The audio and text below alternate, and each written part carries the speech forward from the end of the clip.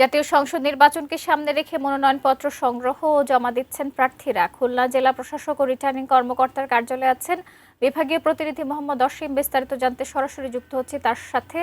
অসীম, আমরা বলছিলাম যে প্রার্থীরা মনোনয়নপত্র সংগ্রহ ও জমা দিচ্ছেন, জানতে চাচ্ছি যে কয়জন জমা দিয়েছেন, সব মিলিয়ে জানাবেন।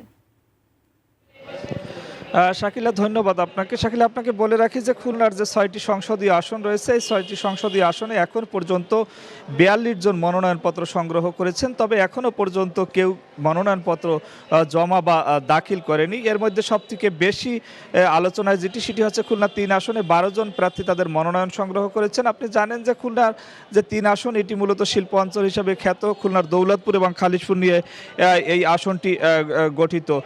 তবে শাকিলা, আমরা কথা বলেছিলাম অনেক প্রার্থীর সাথে। তারা যেমনটা বলেছেন যে আসলে কিছু প্রার্থী কিন্তু আজই জমা দেবেন এবং অন্য যে প্রার্থীরা রয়েছেন তারা হয়তো বা আগামীকাল নাগাদ জমা দিতে পারেন। কারণ আপনি জানেন যে আগামীকালই মূলত এই যে মনোনয়নপত্র সংগ্রহ এবং দাখিলের শেষ সময়। একই সাথে শাকিলা, অন্য যে আসনগুলো রয়েছে তার মধ্যে খুলনা 1 আসনে 10 জন প্রার্থী তাদের মনোনয়ন সংগ্রহ করেছেন। খুলনা 2 আসনে 5 জন, অর্থাৎ খুলনা সদর এবং সোনাডাঙ্গা থানা নিয়ে এই আসনটি গঠিত, এবং খুলনা 4 আসন অর্থাৎ রূপসা, তেরোখাদা, দিঘলিয়া নিয়ে যে আসনটি গঠিত, এই আসনে 6 জন প্রার্থী তাদের মনোনয়নপত্র সংগ্রহ করেছেন। এবং খুলনা 5 আসনে অর্থাৎ যেই আসনে জামাতের সেক্রেটারি জেনারেল গোলাম পরোয়ার নির্বাচন করবেন, প্রতিদ্বন্দ্বিতা করবেন, সে আসনে 6 জন মনোনয়নপত্র সংগ্রহ করেছেন। এবং খুলনা 6 আসনে 3 জন তাদের মনোনয়নপত্র সংগ্রহ করেছেন।